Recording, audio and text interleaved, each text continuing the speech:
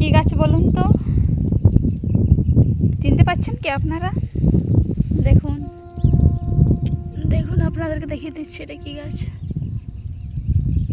এবার চিনতে পারছেন তো? দেখুন,